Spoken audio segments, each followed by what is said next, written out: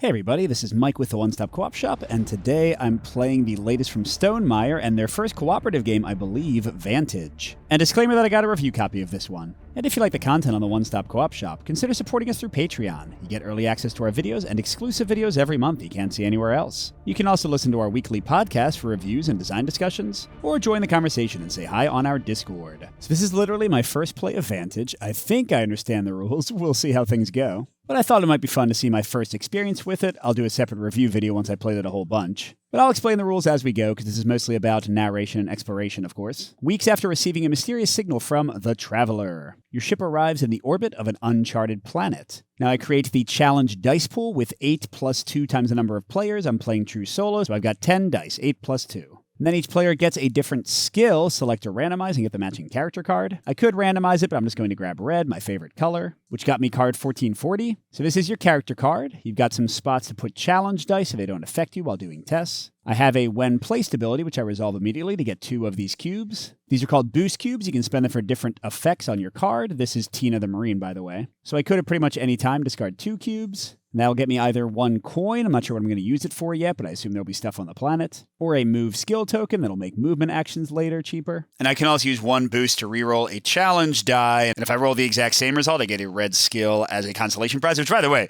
awesome mechanic. Like, I haven't even played the game yet, I'm already impressed. I want to see that in, like, every game that lets you do rerolls, because it's always so frustrating when you get the exact same thing.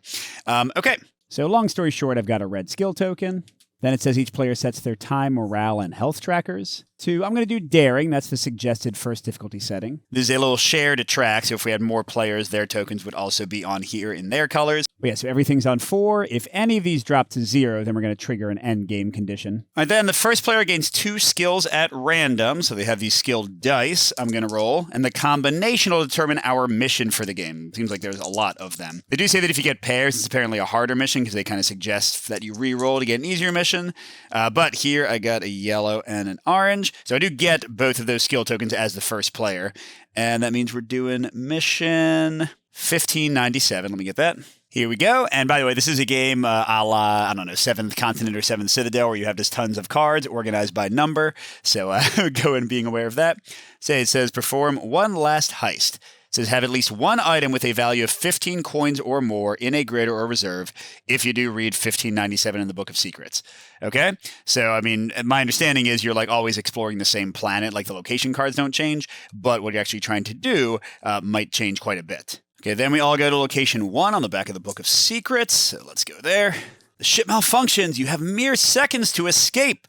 Okay, each player gains a different skill. This time I'll randomize it.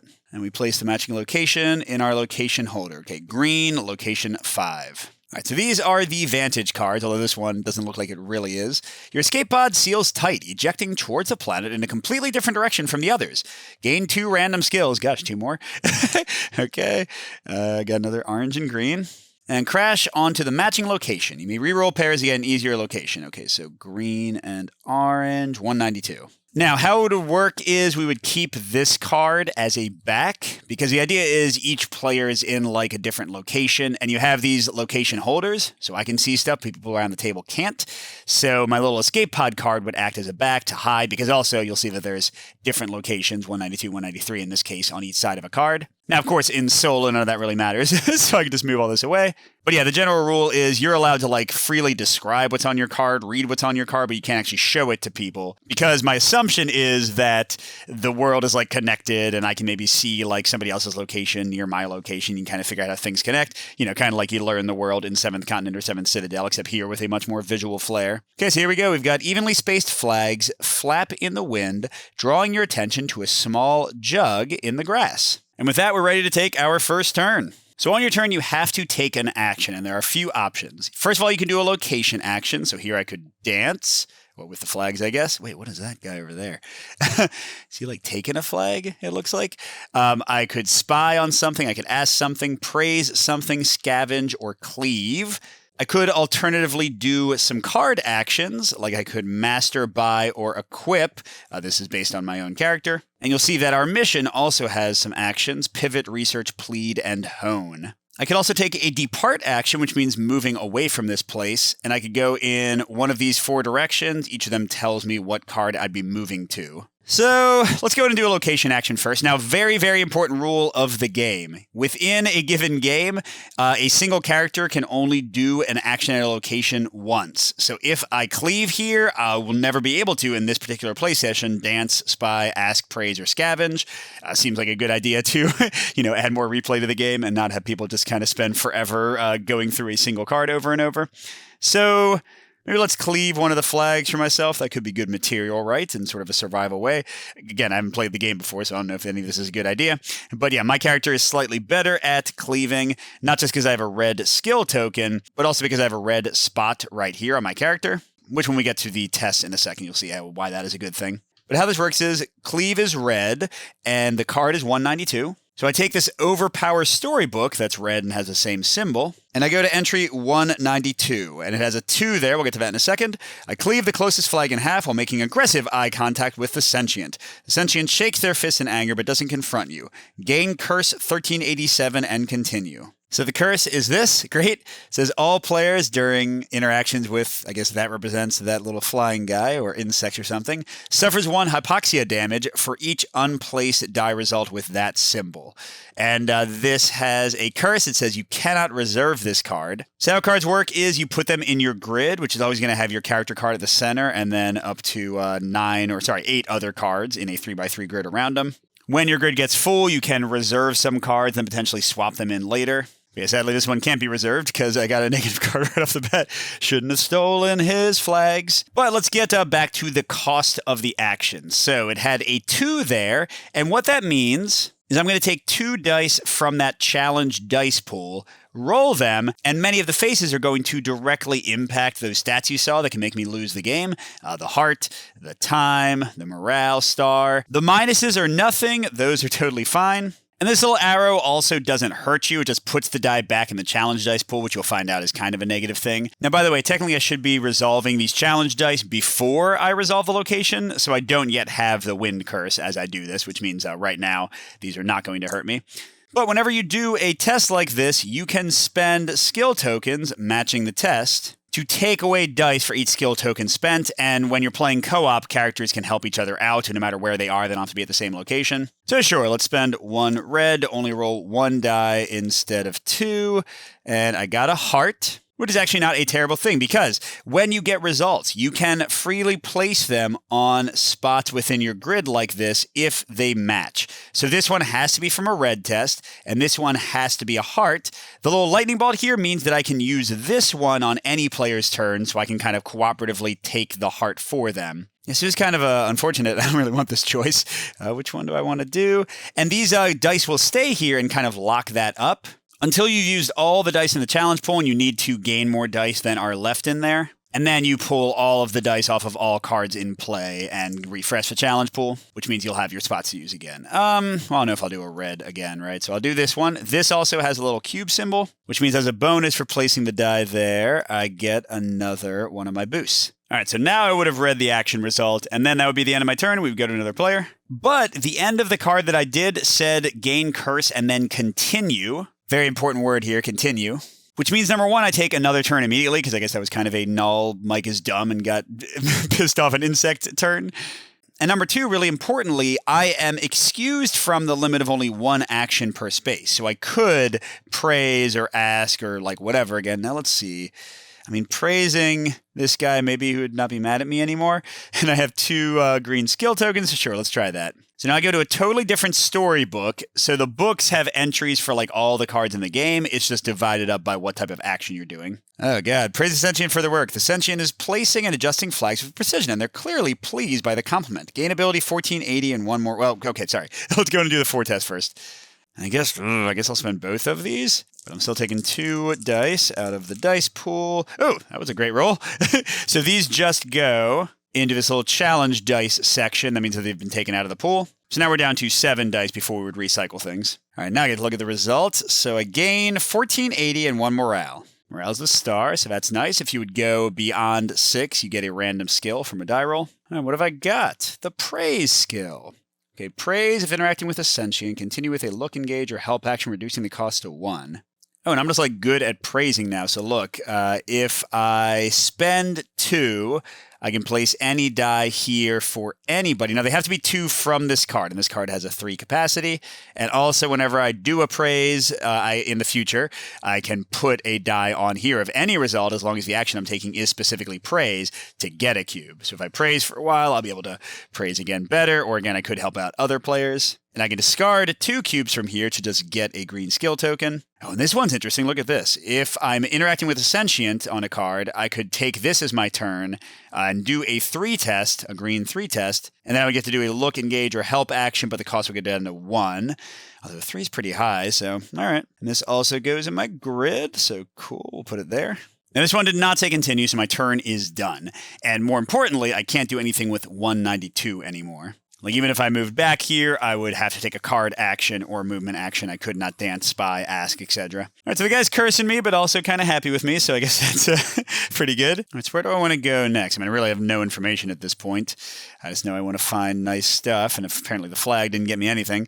I mean, just because it's easier when I go to the right to 193, because I know it's on the back of this card. Now, regular moves like that are always a 1-cost move, and you can use the blue movement skill icon to make it free. And I could spend 2 of these tokens right now to get a free move action, but let's just do 1 die. Who cares? So I'm going to take it apart action to 193, and you don't read anything in the storybook for these. You just, okay, that's cool. So it goes back to the dice pool, but I don't take any negative effect. Remember, the wind curse is only when I'm interacting with that kind of a guy, not when I'm running away. So let's go to 193, and whoa, there it is. Oh, what is this? So we had mentioned that we have heard from a traveler, and that's what brought us to this planet in the first place. So when you see this icon and like see text, it's supposed to be the traveler talking to us. So is that like them magically appearing before us, or is that supposed to be us?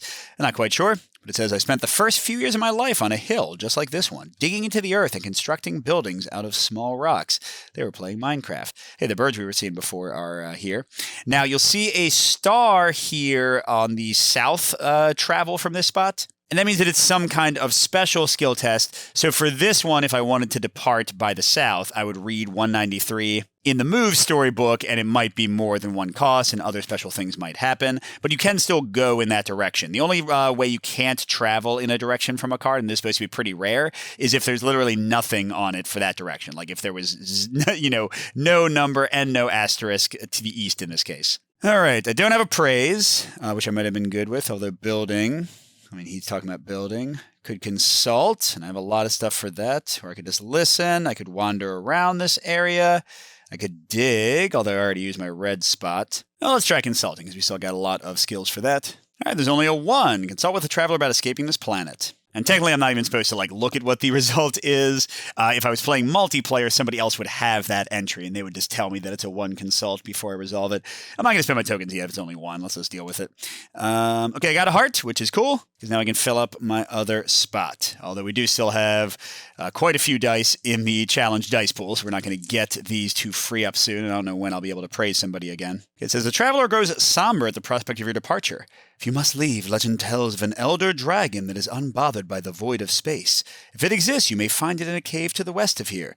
Ooh, gain 1 boost and destiny. This is kind of a side quest that you can also complete. 1602. Now, when it says gain a boost and it's from a location, it just goes on your character instead of on a specific card. Okay, escape on an elder dragon.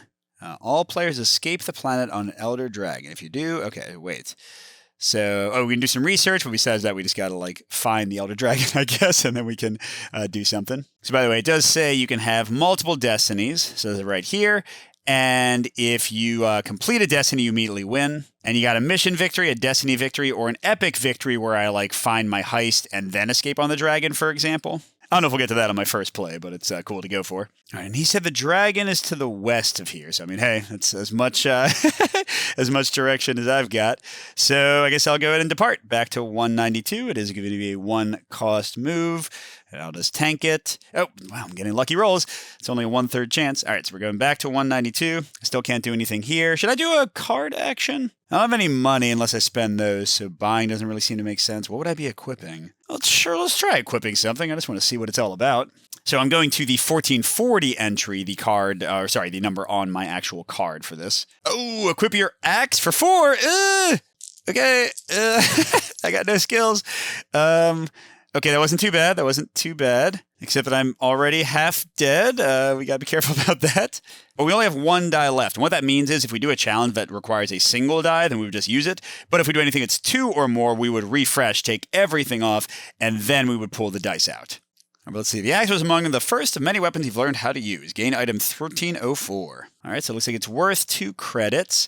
In a red test, I can put anything here. So that's another one like my starting thing. Ooh, and in a circle test, I can put a time here. In a movement test, I can put a morale here. And the red one gets me cubes, and 2 cubes let me gain a red skill token or gain your first personal objective. That's cool. All right, this is really neat, I gotta say. All right, so my grid is getting full. If you get all 3x3 spots of your grid filled, then you gain another destiny called 1705. We'll see if we get to that. So I can only do that equip once per game, but I could buy, well, again, I don't have money. I could try to master something. I could research about this dragon, research about the heist, pivot, plead, hone. I do have a lot of circles for plead, plus my axe has one. Sure, before we move on, why don't we, who am I pleading with? I don't know, maybe pleading with like the visitor guy to tell me about it? Okay, plead for someone to support your mission once per game, 2. Well, I want to refresh the pool, so I'm going to go ahead and let the 2 happen instead of spending any of my skills. So everything comes back, including the ones on my character, and then I'll take 2. And hopefully not get hearts. Crud. Oh, that's fine. I can take the heart here again, and that's a nothing. I definitely want to do some angry tests for a while if I don't want to die. Oh, I forgot I could also re-roll dice. Ah, that was stupid. I should have done that for those 2 hearts I took. Oh, well. All right, a helpful sentient offers to lead you to a temperate location featuring an artifact. Oh. So I can go to the prairie, the jungle, or the dust lands. The prairie sounds like the safest and probably the closest to where I am, right? 187. Okay, bye-bye.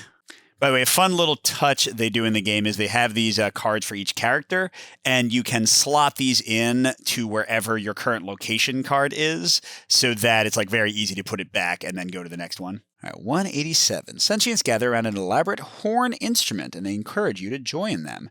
Oh, you may perform multiple different actions here. That's cool. All right, so I'm best at raiding. Honoring is not the same as praising.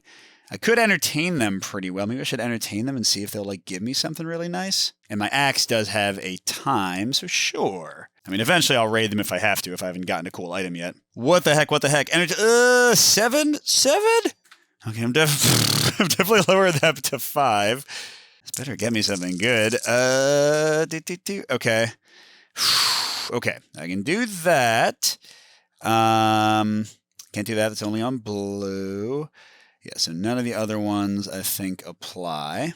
Oh, geez, I just realized. These are also wind sentients. It's the same symbol on the card. Sorry, I'm blocking it there. So if we had gotten the arrows, we would take damage. So maybe I just suck it up and take 2 time and 1 morale. Yeah, it's not great. Not great, everybody. All around you, sentients kneel the power of your song. Who knew that Tina could sing so well? The artifact is yours. Oh, cool. Gain item 1003 and perform no other location actions here. Okay. So did lock me out. Oh, so I already completed the mission. Yay! All right, so I'll read the thing in the Book of Secrets in a second, but what's this one do? Okay, so we can take any insect one to get a cube, and it is, oh man, I wish the insects didn't hate me. I can take a movement one here. That's pretty nice. When placed, gain a cube here for free, a per wind card I have, which I assume includes itself, and unfortunately the curse does not count as a wind card because they don't actually like me. Oh, it's the Horn of Destiny. For a cube, I can gain a destiny? Okay. I don't want to do that right now. That's all the cubes can be used for? Interesting. All right, but let's see 1597, what it says. Again, I don't think you win when you complete your mission. You still have to do your destiny if you want to actually end the game immediately. I might be wrong. Okay, it's an option. You are elated that such a precious item is now yours. You may either gain Destiny 1604 to pursue an epic victory via it or any other destiny, or end the game in a mission victory. Well, let's keep going. I mean, right? It's been a short video. All right, so what's this one? Teleportation, or teleport back home. If you have the teleportation spell, you may complete it. Okay, crud. I don't know where I am in relation to where I was. I mean, this place seems... Oh, wait, 192 is north. That's where I came from, right? That was the flag place. Oh, Jesus. So I could have...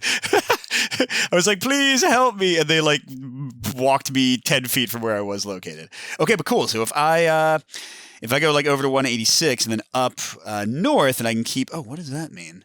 That seems important, maybe. Well, whatever. I'm sure there's tons of mysteries to explore in this game that I'm not going to figure out this first time. But yeah, let's keep going for Dragon, because at least we have an idea of where that is. Now, I don't have any skills for it, but maybe I should try to research. I just don't want to die. Well, I got a ton of reroll cubes on my character, so sure, let's try to research the Elder Dragon more. You know, my Marine with a giant axe is going to be good at researching. Research how you can complete your destiny. Okay, it's 2. And we got no purple, so we're just doing it. Okay, this wasn't... What does the curse say? Yeah, during an interaction with them. So that didn't count, but that's a time, which would nearly kill me. So no, let's re-roll that. So if I get the exact same thing, I get a red skill token for free. Gosh darn it. Can I re-roll it again? I'm going to assume yes. Okay, and I got a heart. It's not better. Oh, is it better? Do I have anywhere to put it? Shoot. Okay.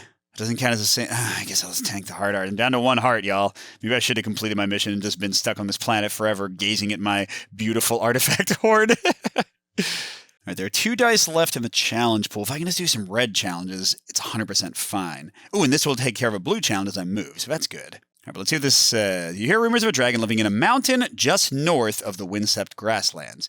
You also learn that not all elder dragons are old. Legends tell of a special egg that, when hatched, will bring a new elder dragon into this world. Gain the map of caves, and each player gains 1 random skill. Wait, does that mean that I need to find an egg? Okay, I got a green. That's cool, one I didn't have. Oh, man. What is this? Map of caves. Okay. Oh, geez, man. Where am I? This is like awesome that they have things like this to provide information. But, when placed, gain 1 per adjacent card. Oh, okay. So if I put it like here, I'll get 2 for free. Okay. And then if I spend a cube, I can view page 10 of the Book of Vantages, which I guess will give me even like more kind of clarity on where I am. I can also just spend 2 to get a free blue. If I'm taking a navigate action, it can hold stuff. And in any movement action for anybody, I can put 1 of those there. Although that's like, again, not that nasty of an effect. Let's do the Book of Vantages thing. See if you can help me understand this map a bit better. Oh, okay. It's just like a nicer version of that same thing. All right, let's try to look at figuring out where we are. Because here there's some mountains. There's like a little obelisk with the flags that were like right to the north of this B here. It was flags, and what was to the east? I don't quite remember. I mean, there's like birds drawn over here. So maybe I'm like in this general area. I don't think I've seen any bodies of water, have I? Oh, man. I probably shouldn't be like doing this when I'm still so early and moving around. Okay, well, I can look at it again later, and I've got the card to kind of clarify things a bit. I don't know. Let's go ahead and dip for my next action. See, I'm going to go to 186 to see something new since I can't do an action at 192, and then head north to be back like where I was. All right, so let's try to remember what this card looks like. So 186. Oh, that's just flipping over. But yeah, we got to do a movement. I will take the 1 die and roll it because which thing? Oh, the axe can hold. Oh, actually, my horn and my axe can hold blue stuff, or it's nothing. That's fine too. Oh, what? Windmills. The wind carries a cacophony of voices and music from a small town. Oh man. Were there wind? Yeah, geez, you really need. Okay, I'm gonna use the stupid Vantage thing again. Gotta be right. Flags. Crud. If the cave is to the west, is it that? Okay. So if I go back like north, so like northwest-ish. I mean, that's got to be it, right? Maybe? Okay. Now, should I do anything while I'm here? What do I still have a lot of? I mean, I could force them to do something for me and just be a jerk. Oh, gosh, it's another wind thing. Maybe I should just leave. Enter is always available. Interesting. Nah, just gonna... Oh, crud. It's a special one? Why would it be a special one? Maybe I should go 1 more west and then head north, because definitely the cave is not like right north of this. Okay, so, I mean, I'm assuming these are west, east, north, and south. If not, that'd be annoying. So I'm going to go to 185. So that's another. This is the last die, by the way. And I got a time. But yeah, I'm pretty amazing at traveling now, because look, I've got that, oh, sorry, you can't really see the axe one, but it's a star, so I've got traveling stuff for days. All right, so that pulls all the dice back, which makes me feel less likely to die suddenly from a heart. All right, where am I? The wind billows through an ancient crumbling structure.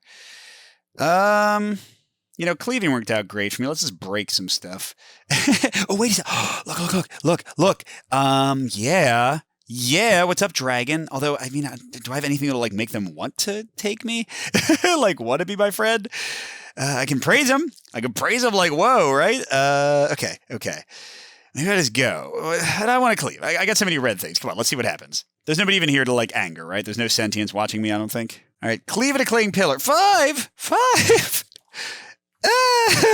Okay, it's fine. I'll spend 1 to make it 4. And again, I got, like, lots of places to put reds, so it should be okay. Beautiful, beautiful. Okay, those go away. I'm not going to waste a spot with this. And what's the axe do? Oh, I can get a personal objective, so sure, I'll get my first one there. I don't even really know what a personal objective is in the game, but that sounds cool. Okay, the stone crashes to the ground, much to the dismay of sentients in the area. Despite the disrespectful act, you're happy to see that a flute detached from the column. Oh, I get the same curse I already have, plus item 949. Okay, so nothing new. I'm just continuing to piss these guys off. Hopefully, oh man, the dragons probably won't like me. Instrument. Luring flute. If interacting with an animal, decrease the skill cost by 1. When coaxing or luring, I can get it. Oh, I mean, hey, more stuff. Put it up here, I guess. And yeah, there's no action on the wind curse, so like I don't even know how to get rid of it. Well, it's all right. Okay, so with that, let's try to go north to find the dragon cave, right? Okay, we're trekking north across the Dustlands for 3. I don't have any blue, but I have a ton of places to put them, so I'm not too worried. Okay, I'm a little bit more worried now. Now, let's see, I can do that. I can do that. Yeah, I'm 2 away from dying with time. Let's re-roll 1. Come on, come on. That's the same. Great. Well, hey, I get a free red. And then I am very near to death. Oh, no. All right, you stick close to the ruins, both for a barrier to win and to admire the sculpted flourishes. Go to 190. Okay, so yeah, the visitor just seems to, like, magically appear, because look, there they are again. The circuit sentients believe this cave may hold the secret to untethered flight. Oh, and I can only do one thing here? Squeeze in, explore, consult, craft, forage, or charge in. I feel like I should explore, but I don't have anything to help me be successful with it. All right, let's try it out. Oh man, explore the mouth of the cave for 4. Shoot, I'm gonna die. Oh, and that's the last 4 dice. I don't even get anything back. Oh no. This is a bad choice. This was a bad choice. Oh my gosh. Okay, well, I guess we're going to see what happens when we die. All right, read the missions entry in the Take storybook. All right, you travel to this planet for one last hike, but you are exhausted. Okay, if you completed a destiny, read the destiny's entry in the Book of Secrets. Nope. If you completed the mission and the mission and mission dictory, your destiny unknown. Great. Yeah. Okay, no, so I don't die. I just, I guess, get tired and we'll run out of... Like, what does time represent? Maybe like my... No, it can't be life support. There's like things living here. Like morale and health kind of makes sense. I don't know. Either way, that's it. Dang it. Dang it. Dang it. I was right outside the cave. I feel like I could have found the dragon and escaped the planet. But hey, at least I still have my horn. But wow, that was super cool. I definitely want to try playing this with my family and see what they think of it. And gosh, I feel like how much of the planet did I actually see? Like that? Like the tiniest little portion of thatness. Even when I teleported, I thought I'd gone far away. So that's, I mean, it's definitely cool that like I barely scratched the surface of the game. And even the locations I went to, I barely scratched the surface of things you can do there. So kudos to Stonemaier for clearly giving a lot to do in the game. But we'll stop there for now and I'll take the rest off the air to play some more. So thanks for watching, everybody, and a special thank you to our biggest Patreon supporters, J. William F., Pedro Lucas, Nick Skeen, Miles, Wayne Scott, and Steve Wren. We'll see you at the next stop.